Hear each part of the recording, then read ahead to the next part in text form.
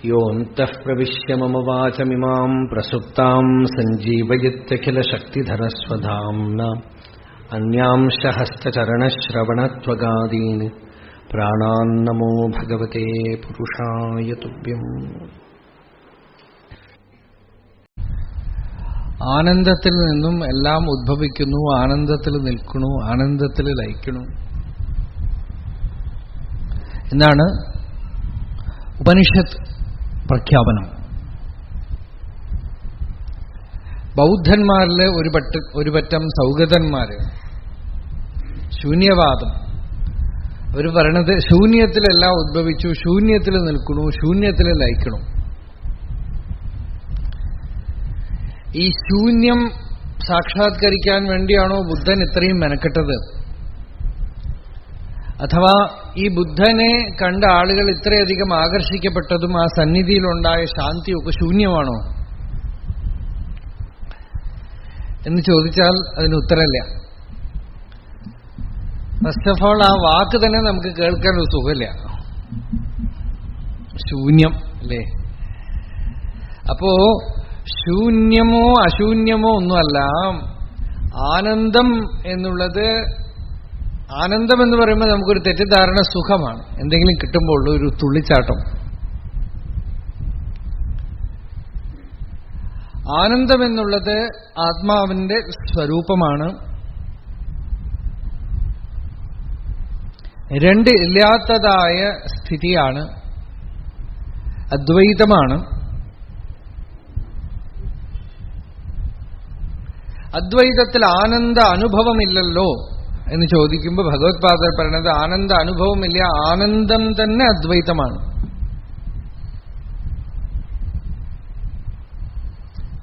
എന്താന്ന് വെച്ചാൽ ആത്മാവിന്റെ സ്വരൂപം തന്നെ ആനന്ദ. ആനന്ദോ ബ്രഹ്മേതി വ്യജാനാത്. ആനന്ദം ബ്രഹ്മസ്വരൂപമാണെന്ന്.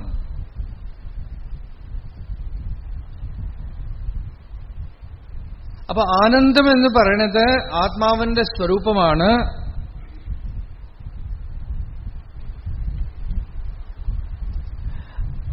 അതിന്റെ ഒരു ടേസ്റ്റ് നമുക്ക് ദിവസം സുഷുപ്തഃ പുമാൻ യോ അഭൂത്. സുഷുപ്തിയിൽ സുഖമായി ഉറങ്ങുമ്പോ എല്ലാവർക്കും ആ സമയത്തൊന്നും അറിയണില്ലെങ്കിലും എഴുന്നേറ്റിട്ട് പറയണു സുഖമായിട്ടിരുന്നു.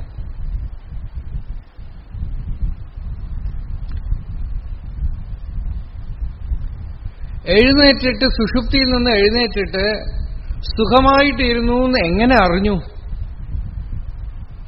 അതൊരു ചോദ്യമാണ്, വലിയ ചോദ്യമാണ്. എന്തെങ്കിലുമൊക്കെ വന്നിട്ട് നമ്മൾ അവിടെ സിനിമ കണ്ടിട്ട് വന്നാൽ സിനിമ എങ്ങനെ ഉണ്ടായിരുന്നു ചോദിച്ചാൽ വളരെ നന്നായിരുന്നു കേട്ടോ എന്ന്. അത് പോയി കണ്ടാലേ പറയാൻ പറ്റുള്ളൂ അല്ലേ? ഞാൻ ആ സിനിമാ തിയേറ്ററിൽ പോയതും ഇല്ലാതായി. അപ്പൊ പിന്നെ സിനിമയെ കുറിച്ച് ചിലർ കാണാൻ പോയിട്ട് ഉറങ്ങിയിട്ട്, കഥകളി കാണാൻ പോയിട്ട് കഥകളിക്ക് ഇരിക്കുമ്പോ തന്നെ ഉറങ്ങും, എന്നിട്ട് ആ തുണി ചോട്ടിലിടുമ്പോഴേക്കും ഉറങ്ങിക്കളയും. പിന്നെ നേരം വെളിച്ചായിട്ടാണ് എഴുന്നേക്കുക അല്ലേ? അയാൾ കഥകളി കാണുമോ? ഇല്ല. പക്ഷെ നമ്മളുടെ അനുഭവമോ ദിവസം എഴുന്നേറ്റിട്ട് സുഖമായിട്ട് ഇരുന്നു എന്ന് പറയണു. ആ പറയണത് ഒരു മെമ്മറിയാണോ, സ്മൃതിയാണോ? ആണോ? ചോദ്യമാണ്. എനിക്ക് ചോദിച്ചാലേ നമ്മൾക്ക് ഇത്തിരി നമ്മൾ മനനം അതിൽ പോവുള്ളൂ. ഓർമ്മയാണോ? ഓർമ്മ കൊണ്ടാണോ നമ്മൾ സുഖമായിട്ട് ഇരുന്നു എന്ന് പറയണത്?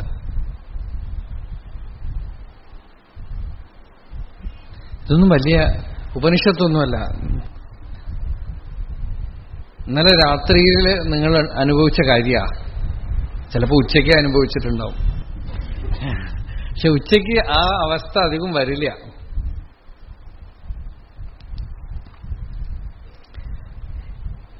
അവിടുന്ന് എഴുന്നേറ്റ് വന്നിട്ട് പറയണത് ഓർമ്മയാണോ?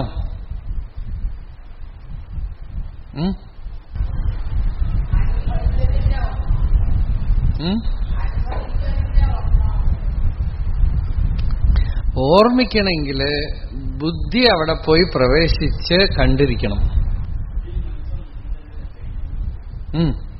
അപ്പൊ ആരും ഓർമ്മിച്ചു? മനസ്സവിടെ പ്രവേശിച്ചേ ഇല്ലല്ലോ. ഒന്നും പ്രവേശിച്ചില്ലല്ലോ. നമ്മൾ രണ്ട് കാര്യമാണ് പറയണത്. ഒന്നും അറിഞ്ഞില്ല, സുഖമായിട്ടിരുന്നു. അല്ലേ അല്ലേ?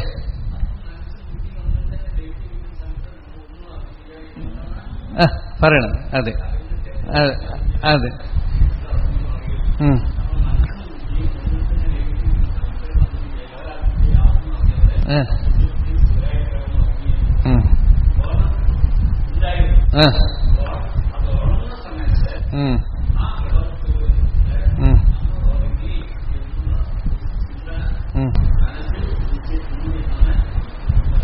അല്ല, മനസ്സിൽ ഉദിക്കണമെങ്കിൽ ഓർമ്മ എന്ന് പറയണത് തന്നെ അനുഭൂത വിഷയ അസംപ്രമോഷ സ്മൃതി എന്നാണ്. അനുഭവിച്ച വിഷയത്തിനെ ബ്രെയിൻ റെക്കോർഡ് ചെയ്തിട്ട് പിന്നീട് പറയണതാണ് ഓർമ്മ. പക്ഷെ ഡീപ്പ് സ്ലീപ്പിൽ നിന്ന് എഴുന്നേൽക്കുമ്പോൾ നിങ്ങൾക്കുണ്ടാവുന്ന അനുഭവത്തിൽ ഓർമ്മയാണോ ഉള്ളത്?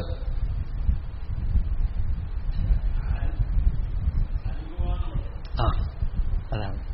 അത് ഓർമ്മയല്ല, അനുഭവം തന്നെ അവിടെ നിൽക്കണം. ഓർമ്മയാണെങ്കിൽ അത് യൂസ് ചെയ്യാവില്ല. ഓർമ്മയാണെങ്കിൽ ഓർമ്മയ്ക്ക് അതിനകത്തേക്ക് പ്രവേശമേ ഇല്ല. തപോവന സ്വാമികൾ രണ്ടാമത്തെ പ്രാവശ്യം ഋഷികേശിലേക്ക് പോണതിന് മുമ്പ് പാലക്കാട് അദ്ദേഹത്തിന്റെ വീട്ടില് നല്ലവണ്ണം അതിന്റെ ഇടയിൽ ഉപനിഷത്ത് ശ്രവണം, വേദാന്ത വിചാരവും ഒക്കെ കഴിഞ്ഞ് വളരെ ദീർഘനേരത്തേക്ക് ആ കാലത്ത് അവസാനമായിട്ട് അദ്ദേഹം മനനം ചെയ്തുകൊണ്ടിരുന്ന ഒരു കാര്യമാണ് സുഷുപ്തിയിൽ നിന്ന് എഴുന്നേറ്റിട്ട് നമ്മൾ സുഖമായിട്ടിരുന്നു എന്ന് പറയുന്നത് സ്മൃതിയാണോ, അനുമാനമാണോ, അനുഭൂതിയാണോ എന്നൊക്കെ മനനം ചെയ്ത് ത്രിപുടിരഹിതമായ സത്യം ഹൃദയത്തിൽ പ്രകാശിച്ചു എന്നൊക്കെ സ്വാമി തന്നെ പറഞ്ഞിട്ടുള്ള കാര്യമാണ്.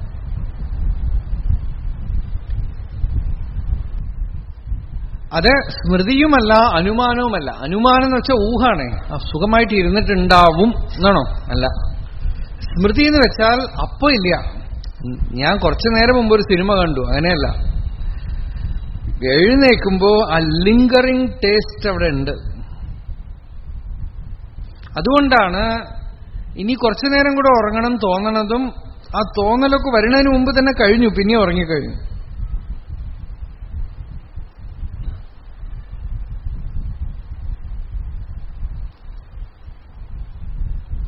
അവിടെ ബുദ്ധിയും മനസ്സുമൊക്കെ രാഹുഗ്രസ്ത ദിവാകരേന്ദു സദൃശ.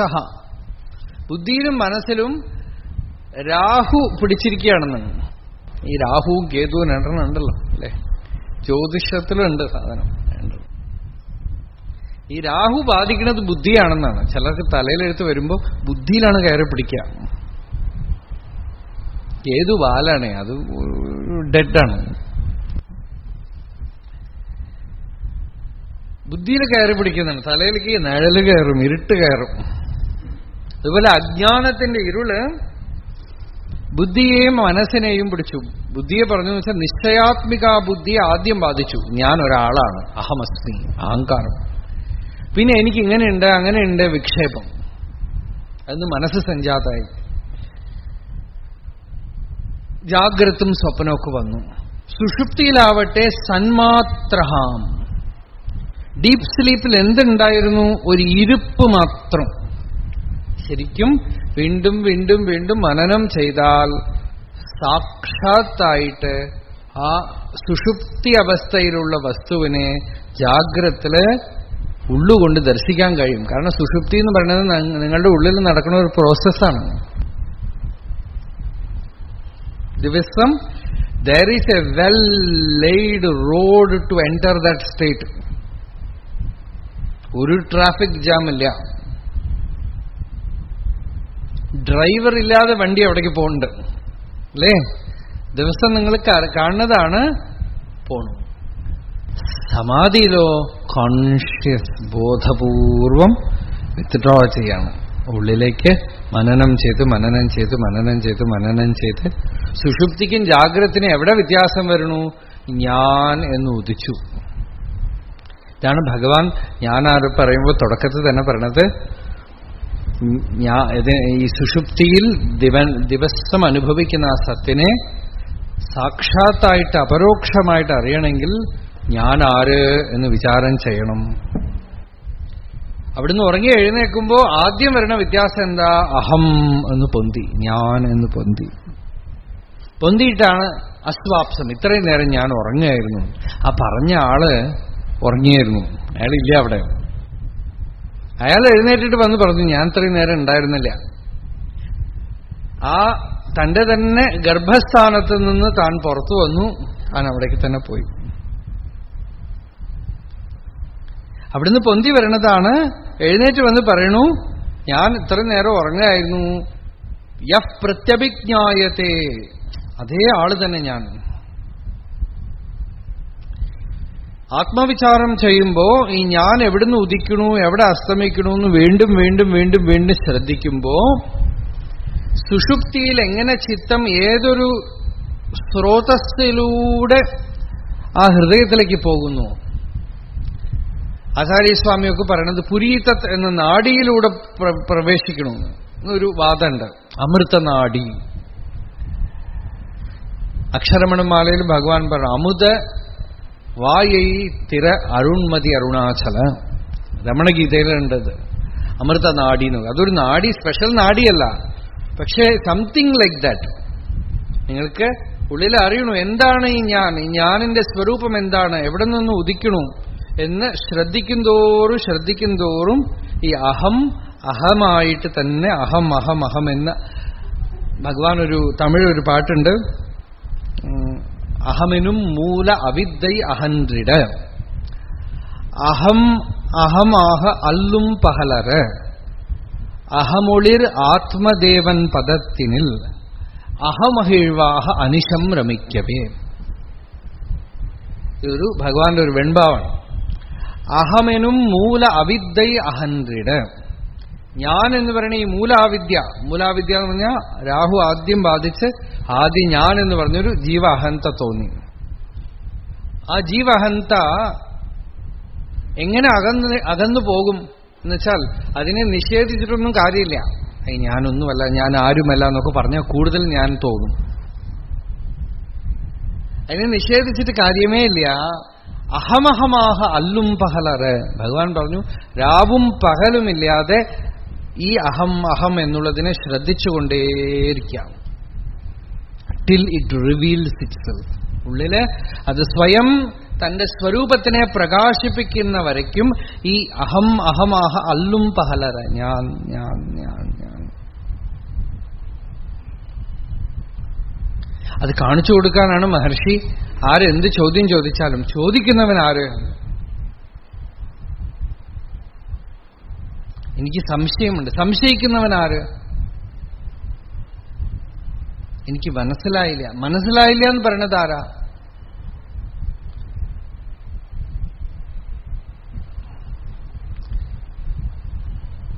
പോൾ ബ്രണ്ടൻ ഒരുപാട് ചോദ്യം ചോദിച്ചു മഹർഷിയോട്. പാശ്ചാത്യ ദേശങ്ങളും പൗരസ്ത്യ ദേശങ്ങളും ഒന്നാകുമോ? എല്ലാവരും സമാധാനമായിട്ടിരിക്കുമോ? ഇവിടുത്തെ സന്യാസികളും അവിടുത്തെ പാതിരിമാരും ഒക്കെ കൂടെ ഒരു സമരസപ്പെട്ടിരിക്കുമോ? എന്തൊക്കെയോ ചോദിച്ചു. ഇതിനൊന്നിനും ഭഗവാൻ ഉത്തരം കൊടുക്കാതെ ആ ചോദ്യത്തിനെ മുഴുവൻ കൂട്ടിത്തള്ളിയിട്ട് ചോദിക്കണവൻ ആര് എന്ന് ചോദിച്ചു. ആദ്യം മഹർഷി എന്താ ചോദിക്കണമെന്ന് തന്നെ അദ്ദേഹത്തിന് പിടികിട്ടില്ല. Because you are not seeking dissolution, you are seeking only a answer, a solution. You seek solution from Bhagavan, he gives you dissolution. ഭഗവാന്റെ അടുത്ത് ചോദിക്കണത് എനിക്ക് ഒരു ഉത്തരം തരൂ എന്നാണ്. ഭഗവാൻ പറയണത് ഈ ഞാൻ എനിക്കിട്ട് തരൂ. മഹാബലി വാമനൻ മുമ്പിൽ വന്നപ്പോ 3 അടി മണ്ണ് കൊടുത്തു. ഭഗവാൻ പറഞ്ഞു, തന്നെ എനിക്ക് താങ്ങണം. ഇതൊക്കെ തരാം, ഇതൊക്കെ ഇപ്പൊ എന്റെ ആണോ? ഇതൊക്കെ ഇപ്പൊ നീ സൃഷ്ടിച്ചതാണോ? 3ാമത്തെ അടി അതാണ്. അല്ലാതെ ചവിട്ടി താഴ്ത്തിയിട്ട് ഓണത്തിന് വന്നതൊന്നുമല്ല.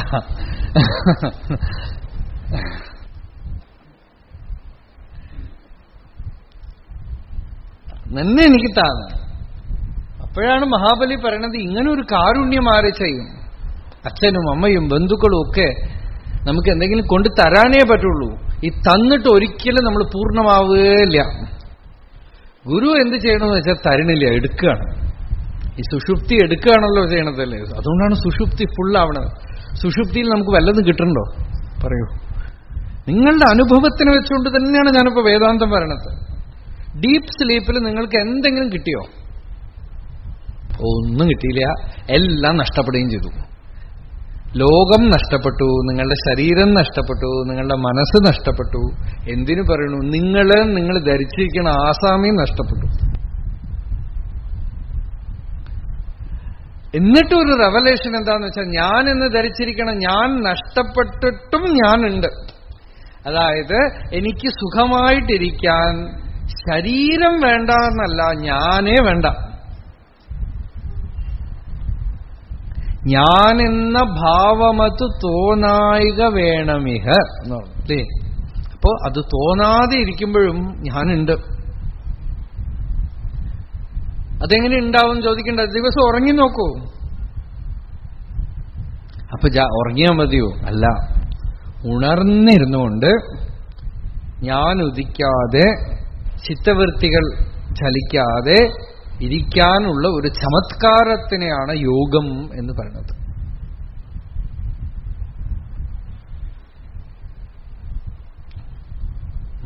മനസ്സിൽ വിചാരം വരണില്ല, ഉറക്കമും വരണില്ല.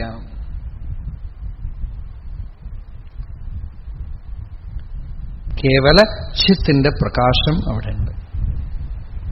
സച്ചിത് അവിടെ പ്രകാശിക്കണം. അതിനെ യോഗം എന്ന് വിളിക്കണം. അതെങ്ങനെ പ്രകാശിച്ചു? ഈ ഞാൻ എന്നുള്ളതിന്റെ ഉണ്മയെ ആരാഞ്ഞ് ഒരു ലേസർ ബീം പോലെ ആയി മനസ്സ്. ആ അഹത്തില് സെന്റേർഡായി നമ്മൾ ഇത്ര കാലം ശ്രദ്ധിക്കാത്ത ഒരു സ്ട്രീം നമ്മളുടെ ഉള്ളിലുണ്ട്. നമ്മളിപ്പോ ഫാസ്റ്റായിട്ട് വണ്ടി ഓടിച്ചുകൊണ്ട് പോവാണ് ഉള്ളില്. ഇപ്പൊ നമ്മള് ഒരു പുതിയ സ്ട്രീം ഉള്ളിൽ കണ്ടുപിടിച്ചു. എല്ലാ തോട്ട് സ്ട്രീംസിന്റെയും സോഴ്സ് ആയിട്ടുള്ള ഒരു സ്ട്രീം, ഒരു സോഴ്സ് സ്ട്രീം, ഒരു സരസ്വതി, അന്തർവാഹിനി. ഗംഗയും യമുനയുമല്ല, ഒരു സരസ്വതി, അന്തർവാഹിനി.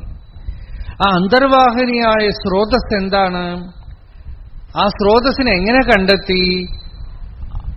അഹംവൃത്തിയുടെ മൂലം അന്വേഷിച്ച്. ഇപ്പൊ ഗോമുഖത്തിൽ പോകുമ്പോ ഗംഗ ഏത് ദ്വാരത്തിനുള്ളിൽ നിന്ന് പുറത്തു വന്നു, അതാണല്ലോ ഗോമുഖം. ഇതാണ് ഗോമുഖം, ഹൃദയമാണ് ഗോമുഖം. എവിടെ നിന്നോ ഈ അഹംവൃത്തി പൊന്തി. ദിവസം നമുക്ക് there is a state where I is not. എന്തൊരു വലിയൊരു ഉൾക്കാഴ്ചയാണ് അല്ലേ? എന്നിട്ട് നമുക്ക് കുറവുമില്ല ആ സ്ഥിതിയിൽ. നമ്മൾ വിചാരിക്കണത് അയ്യോ ഞാനില്ലാതായാൽ പിന്നെ എന്താവും എന്നാണ് പേടി. ഭഗവാന്റെ അടുത്ത് പലരും ചോദിക്കുന്നത് ഞാനില്ലാതായാൽ എന്താവും? അതിനല്ലേ ഇത്രയൊക്കെ മെനക്കിടുന്നത്, ബെഡ് വിരിച്ച AC ഇട്ട്. കുറച്ചു നേരത്തേക്ക് ഞാനില്ലാതിരിക്കാൻ എന്തൊരു സുഖം. പക്ഷെ ഉറങ്ങുമ്പോഴേ ഞാനില്ലാതാവണുള്ളൂ എന്നൊരു ഭ്രമമുണ്ട്. അത് തീർത്തു തരികയാണ് വേദാന്തം. ഈ ഞാനില്ലാതാവാൻ ഉറങ്ങൊന്നും വേണ്ട, ഉറക്കത്തിലും ഉണ്ടാവുന്നുണ്ട്. ഉറക്കത്തിൽ എന്താ ചെയ്യണമെന്ന് വെച്ചാൽ തടസ്സമില്ലാതെ നമ്മൾ വിട്ടുകൊടുക്കുമ്പോൾ ചിലപ്പോൾ ആ സ്റ്റേറ്റ് വരണു, ചിലപ്പോൾ സ്വപ്നം കാണും, ചിലപ്പോൾ എന്തെങ്കിലുമൊക്കെ ഡള്ളായിട്ട് കഷായാവസ്ഥയിലിരിക്കും. ഉറക്കം ഒരു മിക്സ്ചറാണ്. ഉറക്കത്തിൽ സുഷുപ്തി ഉണ്ട്. ഉറക്കം മുഴുവനും സുഷുപ്തിയല്ല. ഉറക്കത്തില് ഒരു ഡ്രെയിനേജിന്റെ ഉള്ളിൽ രത്നം കിടക്കണ പോലെ ഇടയ്ക്കിടയ്ക്ക് ആ moment where the pure awareness is there, it is there. അത് കൊച്ചുകുട്ടികളിൽ ധാരാളം ഉണ്ടാവും. എന്താന്ന് വെച്ചാൽ ജനിക്കുമ്പോൾ നമ്മളൊക്കെ ബ്രഹ്മമാണ്. ഒരു ജീവൻ മുക്തനായാൽ നമുക്ക് എന്ത് സംഭവിക്കും? കോൺഷ്യസ് ആയിട്ട് നമ്മൾ കുട്ടിയാവും. ശരിക്കും പറഞ്ഞാൽ ഫിസിക്കൽ സ്ട്രക്ചർ തന്നെ മാറും. ഈ ഈഗോ ഹൃദയത്തിൽ പോയി കഴിഞ്ഞാൽ മാറണം. എന്താന്ന് വെച്ചാൽ നമ്മളുടെ ശരീരം അശുദ്ധമാവണതും നാറാൻ തുടങ്ങണതും ഒക്കെ തന്നെ അഹങ്കാരം കൊണ്ടാവും.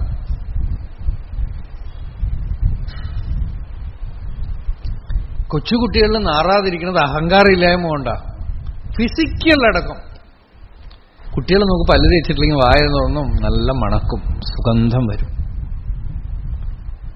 ശരീരം ശുദ്ധാവാൻ യോഗാനുഷ്ഠാനം ഒന്നും ഫലിക്കില്ല. ഫലിക്കില്ല എന്ന് വെച്ചാൽ ഫലിക്കില്ല എന്നല്ല, ഇതില്ലെങ്കിൽ ഫലിക്കില്ല. ഈ മർമ്മം അറിഞ്ഞിട്ടില്ലെങ്കിൽ യോഗാനുഷ്ഠാനവും ഫലിക്കില്ല. വ്യതിരേക കർമ്മയോഗം കൊണ്ട് ശുദ്ധാവും ശരീരം. എന്താണെന്ന് വെച്ചാൽ കർമ്മയോഗം അഹങ്കാരത്യാഗാണ്, ആത്മവിചാരമാണ്.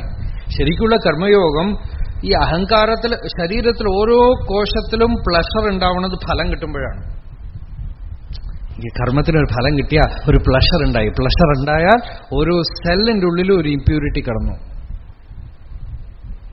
അതുകൊണ്ടാണ് ഭഗവാൻ ഉപദേശസാരത്തിൽ പറഞ്ഞത് ഫലം അശാശ്വതം ഗതി നിരോധകം.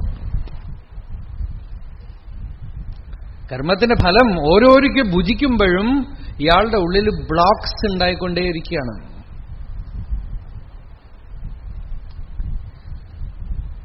സൂര്യമാർഗം അടയ്ക്കപ്പെട്ടുകൊണ്ടിരിക്കുകയാണ്. അതുകൊണ്ടാണ് ആദ്യം പറയണത് ഈ കർമ്മഫലത്തിനുള്ള ആ ആഗ്രഹം ഉള്ളിന്ന് എടുത്തു കളഞ്ഞാൽ ആത്മവിചാരമാണത്. ആത്മവിചാരം എന്ന് പറഞ്ഞാൽ ഈ ഇരുന്ന് ഞാനാര് ചെയ്യണൽ മാത്രമല്ല, കുറച്ചു നേരം ഒരു മെഡിറ്റേഷൻ റൂമിലിരുന്ന് ഹുവാമായി ചെയ്ത ശേഷം പിന്നെ പോയിട്ട് കച്ചവടവും കള്ളത്തരവും ആണെങ്കിൽ ഒന്നും ഫലിക്കില്ല. You have to give your entire life there. സ്വാർത്ഥത പൂർണ്ണമായിട്ട് എടുക്കപ്പെടുമ്പോ നാഡീ നരമ്പുകളൊക്കെ ശുദ്ധാവും. കാരണം ഈ സ്വാർത്ഥത എന്ന് പറഞ്ഞൊരു സെപ്പറേറ്റ്, നാഡീ നരമ്പുകൾ വേറെ, ശരീരം വേറെ, മനസ്സ് വേറെ ഒന്നുമില്ല. നാഡിയും നരമ്പും ശരീരവും സൂക്ഷ്മ ശരീരവും കാരണ ശരീരവും ഒക്കെ തന്നെ ഈ അഹം എന്നുള്ള വൃത്തിയിലാണ് കിടക്കുന്നത്. അതുകൊണ്ട് അത് എപ്പോ ഹൃദയസ്ഥാനത്തിൽ മുങ്ങിക്കുളിക്കാൻ തുടങ്ങിയോ അപ്പൊ എല്ലാ അന്നമയമാത്മാനമുപസംക്രമ്യ പ്രാണോപാനവ്യാനോദാന സമാനാമേ ശുദ്ധ്യന്താം ജ്യോതിരഹം വിരജാവിപാപ്മാ ഭൂയാസഗ് സ്വാഹാ. അന്നമയ പ്രാണമയ മനോമയ വിജ്ഞാനമയമാനന്ദമയമാത്മാമേ ശുദ്ധ്യന്താം ജ്യോതിരഹം വിരജാവിപാപ്മാ ഭൂയാസഗ് സ്വാഹാ. വിരജഹോമം ശുദ്ധമാവണം. എങ്ങനെ പ്യൂരിഫൈഡ് ആവണം? അന്നമയം പ്രാണമയം മനോമയം ഒക്കെ ശുദ്ധ ആവണം. അപ്പോഴാണ് യോഗം പൂർത്തിയാവണത്. പക്ഷേ ശരീരത്തിന് ശുദ്ധമാക്കാൻ വേണ്ടിയിട്ട് ഉദ്യമിച്ചാൽ ഇയാൾ പെട്ടുപോകും. അതാണ് കുഴപ്പം. ശരീരം ശുദ്ധമാവണം എന്നൊരു ഐഡിയ അരബിന്ദോ ചിലർക്കൊക്കെ തലയിൽ അങ്ങനത്തെ ഒരു ആശയം കയറി അവിടെ ഒരു സ്റ്റെപ്പ് അങ്ങടേക്ക് പോകും. ശരീരത്തിന് ശുദ്ധാക്കാൻ പറ്റില്ല. ജ്ഞാനനിഷ്ഠ പ്രബലമാവും തോറും ഇതൊക്കെ എന്താണെന്ന് വെച്ചാൽ ഇത് അസത്യം ഇല്ലാതായിട്ട് തീരും. അല്ലാതെ ശരീരത്തിനെ മനസ്സിനെയൊക്കെ സെപ്പറേറ്റ് എൻറ്റിറ്റി ആയിട്ട് കരുതിക്കൊണ്ട് ശുദ്ധാക്കാൻ പോകും തോറും വീണ്ടും വീണ്ടും വീണ്ടും ബന്ധത്തിൽ ചെന്ന് കുടുങ്ങും. എല്ലാ അശുദ്ധിക്കും മൂല അശുദ്ധി അഹമെനും മൂല അവിദ്യ എന്ന് പറഞ്ഞു ഭഗവാൻ. ഈ മൂല അവിദ്യ, പ്രൈമൽ ഇഗ്നറൻസ്, ഫസ്റ്റ് മൂവ്മെന്റ്, ആ സ്പന്ദനം ഉള്ളില് അഹം അഹം അഹം അഹം എന്ന് പൊന്തണു. അതിനെ എങ്ങനെ ഇല്ലാതാക്കും? അതൊരു ചിദ്വിലാസമാണല്ലോ, ഒരു സ്പന്ദനമാണല്ലോ, ഒരു ത്രോബിംഗ് ആണ് അല്ലേ? നല്ലവണ്ണം അറിയാം. സൂക്ഷ്മദർശികളായിട്ടുള്ളവർക്ക് നല്ലവണ്ണം കാണാൻ പറ്റും. ആരെങ്കിലും ചീത്ത പറയുമ്പോൾ എന്നെ പറയണു, അത് കുറേ ചീത്ത പറഞ്ഞാൽ മതി, മുഖമൊക്കെ തുടുത്ത് നാടി നരമ്പുകളൊക്കെ കണ്ണൊക്കെ ചുവന്ന് അപ്പൊ കാണാം ഈ ഒരു സെന്ററിന് തൊട്ടാൽ ശരീരം എത്ര കണ്ട് അഫക്റ്റഡ് ആവണു.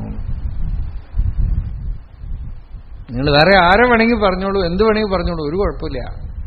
വെറും ഒരു അവിദ്യയാണ് അല്ലേ? ഇപ്പോ നീ എന്ന് പറഞ്ഞാൽ എന്നെയാണ് പറയണത് എന്ന് എന്താ? വെറും ലാംഗ്വേജാണ്. എനിക്ക് മനസ്സിലാവാത്ത ഭാഷയിൽ വികാരം പ്രകടിപ്പിക്കാതെ എന്നെ കുറിച്ച് പറഞ്ഞാൽ എനിക്ക് മനസ്സിലാവുമോ? ഒരു ഫ്രഞ്ച് ഭാഷയിൽ എന്നെ കുറെ ഒരാൾ വന്ന് ചിരിച്ചുകൊണ്ടേ ചീത്ത പറഞ്ഞാൽ സ്തുതിക്കുകയാണെന്ന് ഞാൻ വിചാരിച്ചോളൂ അല്ലേ? നേരെ മറിച്ച് എനിക്ക് മനസ്സിലായി കഴിഞ്ഞാൽ എന്നെയാണ് പറയണത് എന്ന് ഞാൻ അംഗീകരിച്ചു കഴിഞ്ഞാൽ എല്ലാം ഇവിടെ അഫക്റ്റ് ആയി കഴിഞ്ഞാൽ നാഡിയും നരമ്പും മനസ്സും ബുദ്ധിയും രാവിലെ എണീറ്റാ വയറ്റൊന്നും പോവില്ല, ഗ്യാസ് ട്രബിൾ എല്ലാം. നോക്കൂ, ശരീരം മുഴുവൻ ഈ ഒറ്റ ആസാമിയിലെ ചെട്ടിയാരുടെ മേലെ കയറിയിരിക്കുക.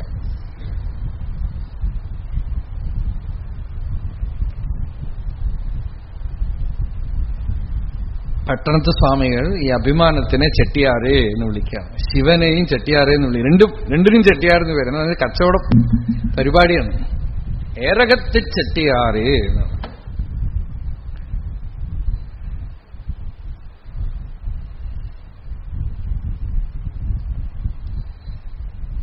എല്ലാം ഇതിലാണ് അഫക്റ്റ് ആവണത്. എന്തെങ്കിലും ഒന്ന് വന്നു കഴിഞ്ഞാൽ ഇതിലാണ് അഫക്റ്റഡ് ആയിക്കഴിഞ്ഞാൽ ആ സെന്റർ തൊട്ട് മർമ്മണതേ, മർമ്മമായുള്ള തന്റെ ജന്മസ്ഥാനത്തിങ്കൽ മാനസം സ്വസ്ഥമായി ഉള്ളതല്ലോ കർമ്മവും യോഗവും ഭക്തിയും ജ്ഞാനവും. ഭഗവാൻ ഉപദേശസാരത്തില് മർമ്മമായുള്ള തന്റെ ജന്മസ്ഥാനത്തിങ്കൽ എന്നാണ് വാക്ക് ഉപയോഗിക്കുന്നത്. തമിഴിൽ ആ മർമ്മം എന്നുള്ള വാക്കില്ല. തമിഴ് ഉദിത്ത ഇടത്തിൽ ഒടുങ്ങി ഇരുത്തൽ എന്ന് പറഞ്ഞു. സംസ്കൃതത്തിൽ ഹിസ്തലേ മനസ്വസ്ഥതാക്രിയ എന്ന് നിർത്തി. പക്ഷേ മലയാളത്തിൽ ഒരു വാക്ക് ഭഗവാൻ പറഞ്ഞു, മർമ്മസ്ഥാനം എന്നാണ്. മലയാളികളാണല്ലോ ഈ മർമ്മവിദ്യക്കാര്. എവിടെയെങ്കിലും തൊട്ടാ പോയി, ഇതാണ് മർമ്മം. അവിടെ തൊട്ടാൽ എല്ലാം അഫക്റ്റഡായി.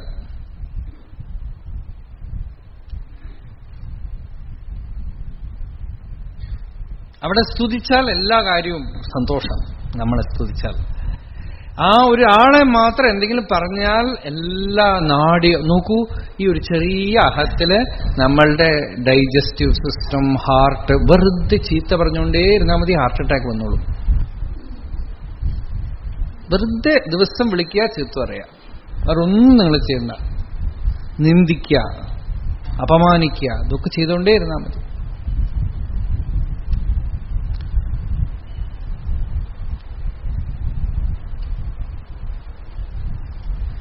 ചെറിയ ഒരു മർമ്മമാണത്, ആ മർമ്മസ്ഥാനാണ്.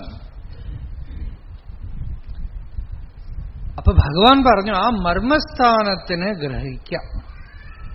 അഹം അഹം എന്ന് അല്ലും പകൽ അറ്, രാവും പകലുമായിട്ട് ഇത് ഉദിക്കുന്നതും അസ്തമിക്കുന്നതും ഉദിക്കുന്നതും അസ്തമിക്കണം. ആ മർമ്മത്തിലെ ജന്മസ്ഥാനത്തിങ്കൽ മാനസം സ്വസ്ഥമായുള്ളതല്ലോ. എങ്ങനെ സ്വസ്ഥമാവും? അത് എവിടെ ഉദിക്കണു എന്ന് ശ്രദ്ധിച്ചാ അത് എവിടെ ഉദിക്കണു ആ ദ്വാരത്തിനുള്ളിലേക്ക് തിരിച്ച് പ്രവേശിക്കും.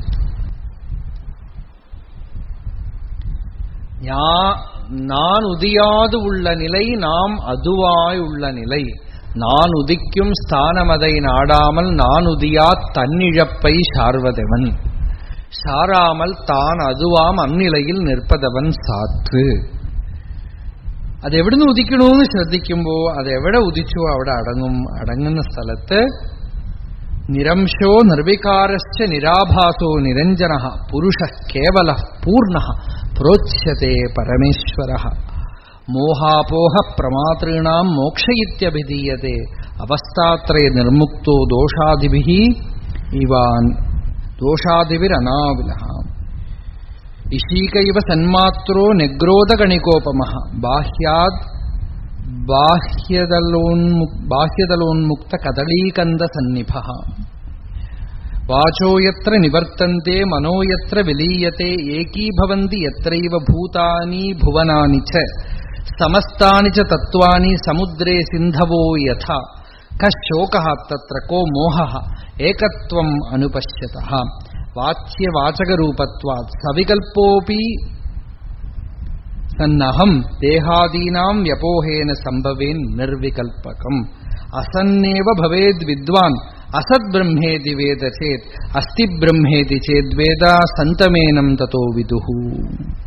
ഇത്രയും അടുത്ത ശ്ലോകത്തിന്റെ വ്യാഖ്യാനമാണ്. സുഷുപ്തി സമയേപി ആത്മാ സത്യജ്ഞാന സുഖാത്മകഃ സുഖമസ്വാപ്സമിത്യേവം പ്രത്യഭിജ്ഞായത്തെ യതഃ. സുഷുപ്തി സമയത്തില് ആത്മാവ് സത്യജ്ഞാന സുഖാത്മകഃ, സത്യജ്ഞാന സുഖസ്വരൂപനായി എഴുന്നേറ്റിട്ട് സുഖമഹം അസ്വാപ്സം, ഞാൻ സുഖമായിരുന്നു എന്നൊരു പ്രത്യഭിജ്ഞ വരുന്നു. അതായത് ഒരു സാക്ഷാത്കാരം ഉണ്ടാവാനുള്ള ഒരു ചെറിയ മുഹൂർത്തം. അതുകൊണ്ടാണ് വേദാന്ത വിചാരത്തിൽ ചെറിയ ചെറിയ ഹിന്റ്സിൽ ഒരു ഹിന്റ് എന്താന്ന് വെച്ചാൽ ഉറങ്ങി എഴുന്നേൽക്കുമ്പോൾ നോക്കുക, ശ്രദ്ധിക്കാന്ന്. സ്വാപ പ്രബോധയോഹോ സന്ധൗ. ഭാഗവത്തിലെ ഉണ്ട് ഈ ശ്ലോകം. ഉറക്കത്തിനും എഴുന്നേക്കണേനും നടുവിലുള്ള സ്ഥലത്ത് ഒന്ന് ശ്രദ്ധിക്കുക, അവിടെ എന്തുണ്ടെന്ന് നോക്ക്. ഓരോ ചിത്തവൃത്തികൾക്കും നടുവില് എന്തുണ്ടെന്ന് നോക്ക്. അങ്ങനെ നോക്കുമ്പോ ചിലപ്പോ എപ്പോഴും ഇതാണല്ലോ അത് എന്നുള്ള മട്ടിൽ ഇരുന്നു പോവും. നമ്മൾ തിരയുന്ന ആൾ എവിടെ ഉണ്ടല്ലോ എന്ന് കണ്ടുപിടിക്കും. അതിനെയാണ് പ്രത്യഭിജ്ഞ എന്ന് പറയുന്നത്. Recognition, rediscovery, identity. You identify with it. ഒരു ക്ഷണത്തില് അതിലൊരു താതാത്മ്യം വന്നു കഴിയുമ്പോ പിന്നെ ചിത്തവൃത്തിയൊന്നും ആവശ്യമില്ല, സ്വയം അതായി. അങ്ങനെ അറിഞ്ഞു കഴിയുമ്പോ അയാൾക്ക് പിന്നെ ആ ബോധം ഇയാളെ വിട്ടുപോവില്ല. പ്രത്യഭിജ്ഞാബലാത് ആത്മാസ്ഥായി നിർധാര്യതേ യതി കാനാമ പ്രത്യഭിജ്ഞേഷ കിം വാ തസ്യാഹ പ്രയോജനം.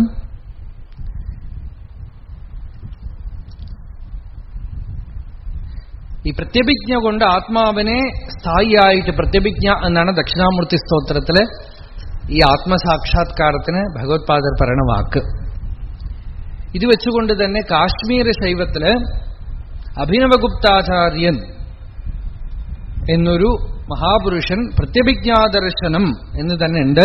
അദ്ദേഹത്തിന്റെ ഭഗവത്ഗീത ഭാഷ്യമുണ്ട്. പ്രത്യഭിജ്ഞാസൂത്രങ്ങൾ എന്ന് പറഞ്ഞിട്ടുണ്ട്. കാശ്മീർ ശൈവത്തിന്റെ മൂലാചാര്യനാണ് അഭിനവഗുപ്തൻ. ശിവാംശാവതാരമായിട്ടൊക്കെയാണ് അദ്ദേഹത്തിന് പറയാം. ആ പരമ്പരയില് വളരെ കാലം വിച്ഛിന്നമായിട്ട് പോയി. ലക്ഷ്മൺജു എന്ന് പറയുന്ന ഒരു ആചാര്യൻ ഭഗവാൻ രമണ മഹർഷിയെ വന്ന് കണ്ടു. കണ്ടിട്ട് ഭഗവാന്റെ സന്നിധിയില് അദ്ദേഹത്തിന് ഈ അഭിനവഗുപ്ത ആ സമ്പ്രദായത്തിൽ വന്ന ഒരു മഹായോഗിയായിരുന്നു ഈ ലക്ഷ്മൺജു.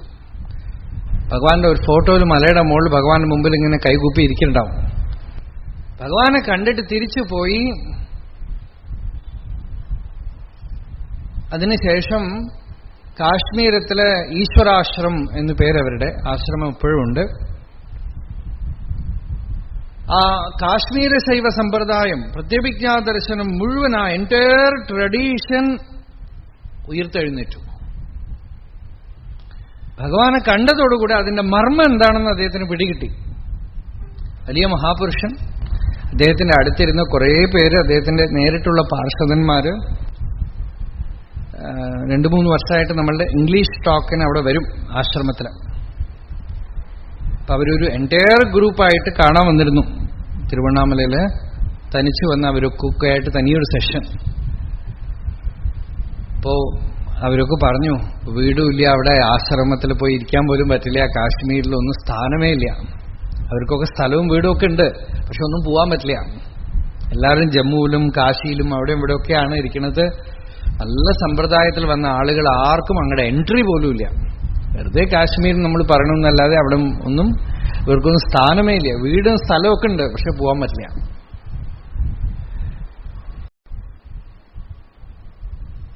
വേദാന്തത്തിന്റെ അദ്വൈതജ്ഞാനം തന്നെയാണ് അതിന്റെ ശുദ്ധമായ രൂപത്തിലുള്ള ഒരു മാർഗം. ഭഗവാൻ ആത്മവിചാരം എന്ന് എങ്ങനെ പറയണോ അത് തന്നെ ഈ പ്രത്യഭിജ്ഞാദർശനത്തിലുണ്ട്. അതിൽ ആ പ്രത്യഭിജ്ഞാസൂത്രത്തില് അതിലൊരു തന്ത്ര, വിജ്ഞാന ഭൈരവ തന്ത്രം എന്ന് പറഞ്ഞ ഒരു തന്ത്രമുണ്ട്.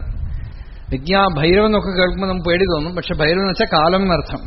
വിജ്ഞാന ഭൈരവ തന്ത്രം വളരെ നല്ല വേദാന്ത ഗ്രന്ഥമാണത്.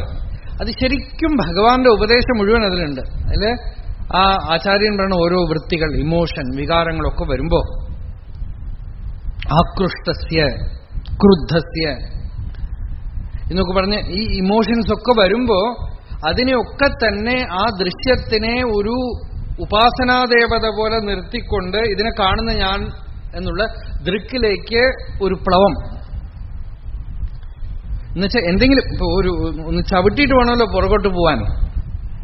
അതുപോലെ എന്തെങ്കിലും വികാരം വരുമ്പോ, കോപം വരുമ്പോ, അസൂയ വരുമ്പോ ആർക്ക് വരണു? എനിക്ക് വരണു. ഞാൻ ആര്, ഞാൻ എന്താണ് എന്ന് അന്വേഷിച്ച് ഈ ഞാൻ എന്നുള്ള വൃത്തിയെ ഗ്രഹിച്ച് അഹം വിമർശം എന്നാണ് ആ മാർഗത്തിന് അവർ പറയണത്.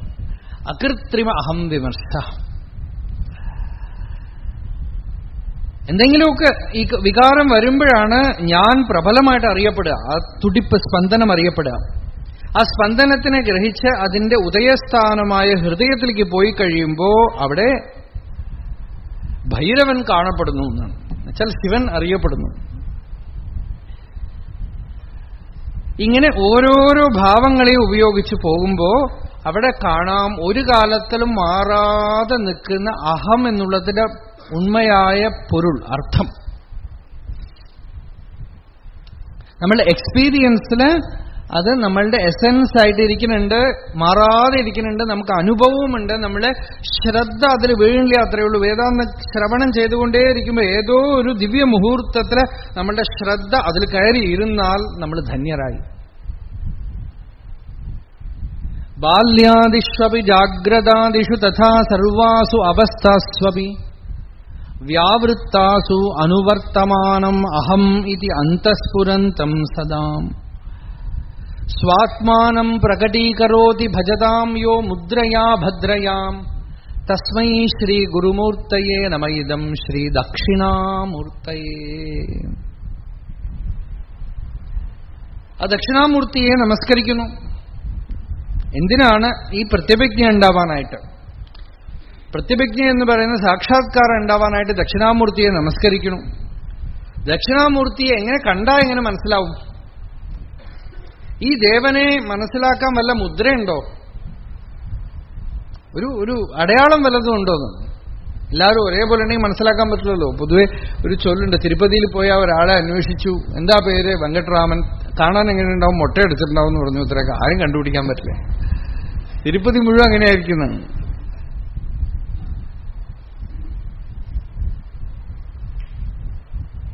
മുദ്ര പിടിച്ചിട്ട് വേണം ഗ്രഹിക്കാൻ. ഇന്ന ആള് ഇന്ന വിശേഷം ഇങ്ങനെ ഉണ്ടാവും. അതുപോലെ ഈ ചിത്തിന്റെ മുദ്ര എന്താണ്?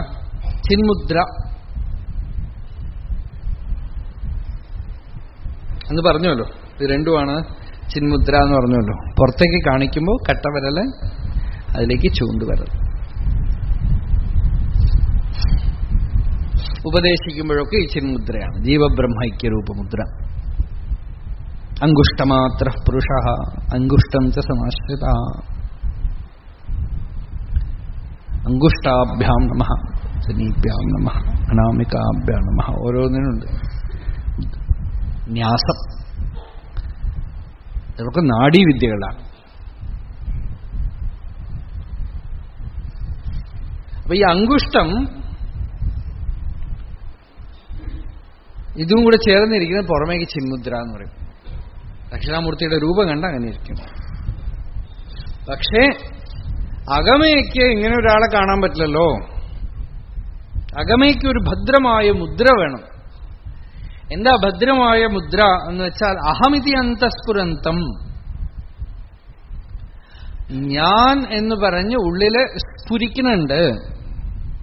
സദാസ്ഫുരന്തം. എപ്പോഴൊക്കെ സ്ഫുരിക്കണു? ബാല്യത്തില്, കൗമാരത്തില്, യൗവനത്തില്, വാർദ്ധക്യത്തില്, ജാഗ്രത്തില്, സ്വപ്നത്തില്, സുഷുപ്തിയില്.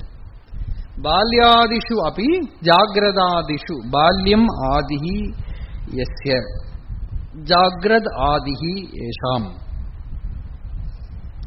ബാല്യം കഴിഞ്ഞ കൗമാരം യൗവനം. അപ്പൊ ബാല്യം ആദിഹി യേഷാം ബാല്യാദിഹി, ജാഗ്രത് ആദിഹി യേഷാം ജാഗ്രതാദിഹി. ബാല്യം, കൗമാരം, യൗവനം, വാർദ്ധക്യം. നമ്മൾക്കൊക്കെ അനുഭവമുണ്ട്. ആലോചിച്ച് നോക്കിയാൽ കുട്ടിക്കാലം മുതൽ ഓർമ്മ വരും അല്ലെ? ചിലർക്കൊക്കെ ഭഗവാന്റെ സന്നിധിയിൽ പോയിരുന്ന് ഭഗവാൻ ഒരു നോട്ടം നോക്കിയാൽ ഉള്ളിൽ ഇത് ആക്ടിവേറ്റ് ആവും. ആത്മവിചാരം ആക്ടിവേറ്റ് ആയി കഴിഞ്ഞ് ചിലർക്കൊക്കെ അതിന്റെ ഇമ്പാക്ട് എങ്ങനെ ഉണ്ടാവും വെച്ചാൽ അവർക്കൊക്കെ മറന്നുപോയി, ഇങ്ങനെ പോയി ഓർമ്മ എവിടെയോ ട്രാവലായി അമ്മയുടെ ഗർഭത്തിൽ കിടക്കണതൊക്കെയാണ് അറിയണത്. ആ ഭാവമണ്ഡലം ഇങ്ങനെ പോയി മെമ്മറി ട്രാവലായി അമ്മയുടെ ഗർഭത്തിൽ കിടക്കണത്. ചിലപ്പോ അങ്ങോട്ടും കിടന്നു പോകും. എവിടെ നിന്നാ അവിടേക്ക് വന്നതെന്നും കാണാൻ പറ്റുമോ? പക്ഷെ അതല്ല നമ്മളുടെ ഉദ്ദേശം. ഇവിടെ നമുക്കത് ഉദ്ദേശമല്ല. നമ്മളുടെ ഉദ്ദേശം എന്താ? ഇവിടെ ബാല്യം, കൗമാരം, യൗവനം, വാർദ്ധക്യം ഒക്കെ മാറുമ്പോഴും നമ്മളുടെ അനുഭവത്തില് നമ്മൾ എന്തെങ്കിലും മാറിയതായിട്ട് തോന്നുന്നുണ്ടോ?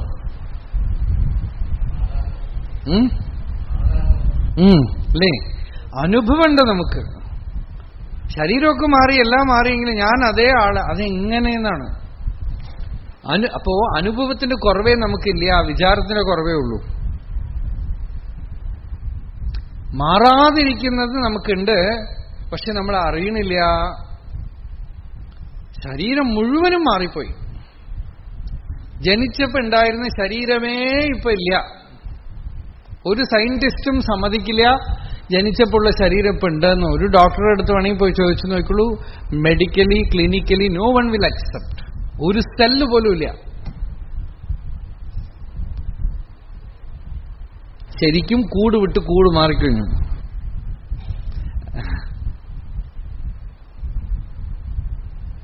പക്ഷേ പ്രത്യഭിജ്ഞായതേ, ഒരേ ഇരുപ്പിന്റെ എക്സ്പീരിയൻസ്. അതിനെ അനുഭവിക്കാൻ നമ്മളൊന്നും ചെയ്യേണ്ട, വെറുതെ ഇരുന്നാൽ മതി. ശരിക്കും അതിനെ ഒന്നും ചെയ്തിട്ട് അനുഭവിക്കാനേ പറ്റില്ല, വെറുതെ ഇരുന്നാൽ മതി.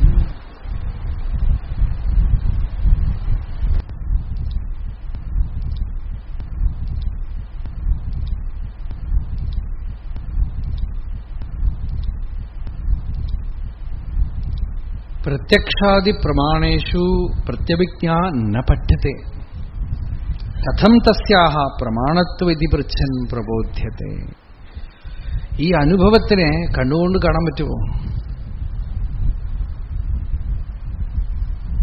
ഇതിനെ ഓർമ്മിക്കാൻ പറ്റുമോ? ഉണ്ട് എന്നുള്ള അനുഭവം ഓർത്തെടുക്കാൻ പറ്റുമോ?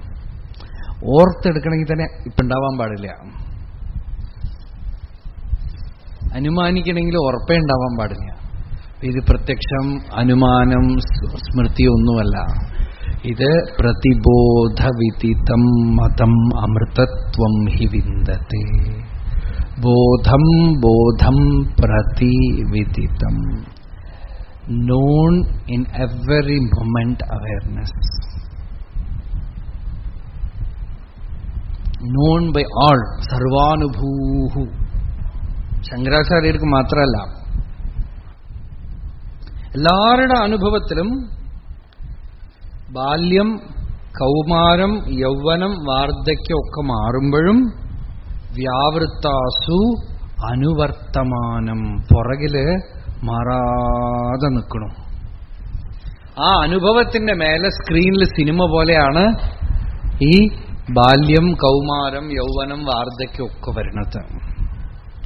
പക്ഷെ അതിന്റെ പുറകിൽ അഹമിതി അന്തസ്ഫുരന്തം, ഞാനുണ്ട്, ഞാനുണ്ട്, ഉണ്ട്, ഉണ്ട് എന്നുള്ള അനുഭവ രൂപത്തില് സ്ഫുരിച്ചുകൊണ്ടിരിക്കുന്നത് അനുവർത്തമാനം.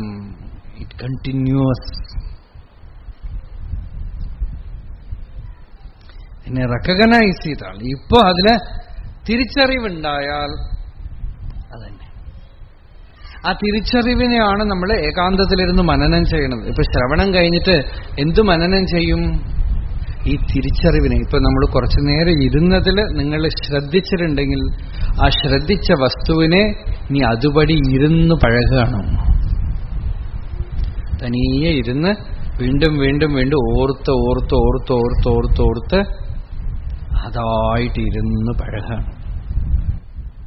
അഹമിത്യന്തസ്ഫുരന്തം സദാ സ്വാത്മാനം പ്രകടീകരോതി. ഭഗവത്പാദർ പറയണത് ആത്മാവൊന്നും മറന്നിരിക്കണില്ല. ഭാഗവതത്തിൽ പറഞ്ഞു, ഹേ ഭഗവാനെ, നിനക്ക് ആവരണം എന്നുള്ള ഒരു ദോഷം വരാനേ പറ്റില്ല. അനാവൃതത്വാത് ബഹിരന്തരം നതേ സർവസ്യ സർവാത്മനഃ ആത്മവസ്തുനഃ. അനാവൃതത്വാത്, ആവരണമേ ഇല്ല. ബഹിരന്തരം, ഉള്ളു പുറമൊന്നുമില്ല. ഇതിലിപ്പോ ഈ ഇരുപ്പിൽ ഉള്ളു പുറം വലുതുണ്ടോ? ശരിക്കും ഇരുപ്പിന് ഉള്ളെന്ന് പറയാൻ പറ്റുമോ? പുറന്ന് പറയാൻ പറ്റുമോ?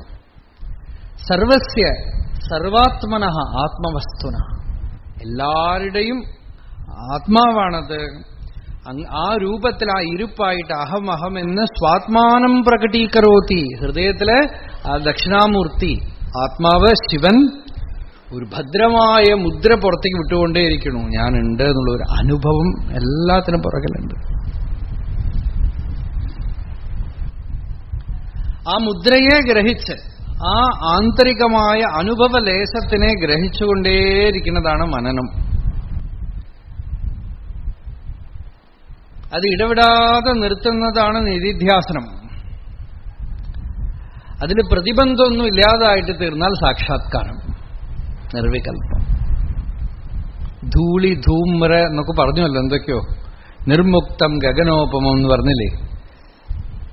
അന്ധകാരമോ ഇരുട്ടോ ഒന്നുമില്ലാത്ത പോലെ അതിൽ ഒരു തടസ്സമില്ലാതെ ആ ചിത്ത് സൂര്യതുല്യം ഹൃദയത്തിൽ പ്രകാശിക്കുമ്പോൾ,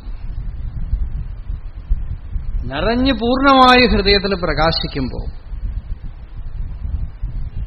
പ്രതിബന്ധമില്ലാതെ പ്രകാശിക്കുമ്പോൾ അത് തന്നെ ഭദ്രമായ, ശിവന് പേര് തന്നെ ഭദ്രൻ എന്നാണല്ലോ. ഭദ്രമായ ദർശനം. ഭാതസ്യ കസ്യചിത് പൂർവം ഭാസമാനസ്യ സാമ്പ്രതം സ്വയമിത്യനുസന്ധാനം പ്രത്യഭിജ്ഞാനമുച്യത്തെ. എന്താണ് ഈ പ്രത്യഭിജ്ഞാനം എന്ന് വെച്ചാൽ, മുമ്പൊക്കെ പ്രകാശിച്ചുകൊണ്ടിരുന്നു, ഇപ്പൊ പ്രകാശിച്ചുകൊണ്ടിരിക്കുന്നതിന് അതാണ് ഞാൻ എന്ന് ഗ്രഹിക്കുന്നതാണ് പ്രത്യഭിജ്ഞാനം. ഭാതസ്യ കസ്യചിത് പൂർവം ഭാസമാനസ്യ സാമ്പ്രതം, വിച്ഛിത്തിയില്ലാതെ പ്രകാശിച്ചുകൊണ്ടിരിക്കുന്നു. അതിനെ സ്വയം, അത് തന്നെ ഞാൻ എന്ന അനുസന്ധാനമാണ് പ്രത്യഭിജ്ഞാനമുച്യത്തെ. തദ്ദേശകാലകാരകാദീൻ അവധൂയാനുഷംഗിക്കാൻ യഥൈകം വസ്തുൻ അനുസ്യൂതം സ്വയമിത്യഭിധീയത്തെ. ഈ ഒരു അനുസന്ധാനം ഉള്ളിലേർപ്പെട്ടാൽ ധ്യാനത്തിലിരുന്നു കൊണ്ടേ അത് ചെയ്യാൻ പാടുള്ളൂ, അങ്ങനെയൊന്നുമില്ല. ആചമനം ചെയ്തിട്ടേ ചെയ്യാൻ പാടുള്ളൂ, അങ്ങനെയൊന്നുമില്ല. അത് ബസ്സിൽ പോകുമ്പോൾ, ഇരിക്കുമ്പോൾ, നടക്കുമ്പോൾ സദാസമയ അനുസന്ധാനം. ദേശകാലാദികൾക്കപ്പുറം പോയി ഉറക്കത്തിൽ പോലും അത് നിൽക്കും. ഉറങ്ങി എഴുന്നേൽക്കുമ്പോഴും ജ്ഞാനി കാണുന്നു സമാധിക്ക് ഭംഗല്ല, ആ പ്രത്യഭിജ്ഞയ്ക്ക് ഭംഗല്ല. അങ്ങനെ മായാനുഷംഗ സംജ്ഞാത കിഞ്ചിജ്ഞത്വാദ്യപോഹനാത് സർവജ്ഞത്വാദി വിജ്ഞാനം പ്രത്യഭിജ്ഞാനം ആത്മന. ഈ എന്റെ ഈ സ്മോൾ പേഴ്സണാലിറ്റി, ഈ ജീവ അഹന്ത, അതിനോടുള്ള പറ്റുതല്, അതിനോടുള്ള അറ്റാച്ച്മെന്റ് പതുക്കെ പോയി അതിന്റെ സ്വരൂപത്തിനെ ആരാഞ്ഞ് നോക്കി മുങ്ങുംതോറും, ആള് മുങ്ങുമ്പോ ഗംഗയിൽ മുങ്ങണ പോലെ ഈ അഹം ഹൃദയത്തിൽ മുങ്ങുമ്പോ കാണുന്നു a small intellect, when it takes a dip into intelligence, it recognizes omniscience there. അത് ഇന്റലക്ട് ഒരു ചെറിയ ഒരു റെക്കോർഡിംഗ് ഇൻസ്ട്രുമെന്റ് ആണ്. അത് ഹൃദയത്തിൽ മുങ്ങുമ്പോ അവിടെ സർവജ്ഞത്വാദി വസ്തു, സർവജ്ഞത്വം, എല്ലാ അറിവിന്റെയും മൂലമായ സ്രോതസ്സിനെ അവിടെ കാണുന്നു. പൂർവജന്മാനുഭൂതാർത്ഥ സ്മരണാൻ മൃഗശാപക ജനനീ സ്തന്യപാനായ സ്വയമേവ പ്രവർത്തതേ തസ്മാ നിശ്ചീയത്തെ സ്ഥായി ത്യാത്മാ ദേഹാന്തരേഷ്വപി സ്മൃതിം വിനാ ന ഘടത്തെ സ്തന്യപാനം ശിശോ യതഃ.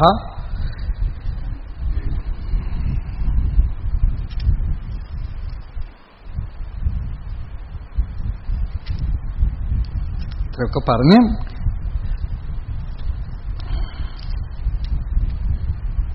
ഈശത് പ്രകാശോഭൂതീശ മായായവനികാവൃത സമ്യക് ആവരണാപായേ സഹസ്രാംശുരിവസ്ഫുരേത്. ഉള്ളില് ചെറിയ ഞാൻ ഒരു ജീവൻ, എനിക്കൊന്നും അറിയില്ല എന്നൊക്കെ പറഞ്ഞ് തോന്നിയിരുന്നത് ആ മായായവനികാപായേ, മായ എന്ന് പറയുന്ന യവനിക, തിരശീലയെ നീക്കം ചെയ്യുമ്പോ സഹസ്രാംശുരിവസ്ഫുരേത്, സൂര്യനെ പോലെ ഹൃദയത്തില് പ്രകാശിക്കുന്നു. ന കാരണം വ്യാപാരാത് പ്രമാണാനാം വാ പുനഃ പ്രത്യഭിജ്ഞാപനം നാമ മോഹാപസ്മരണം പരം.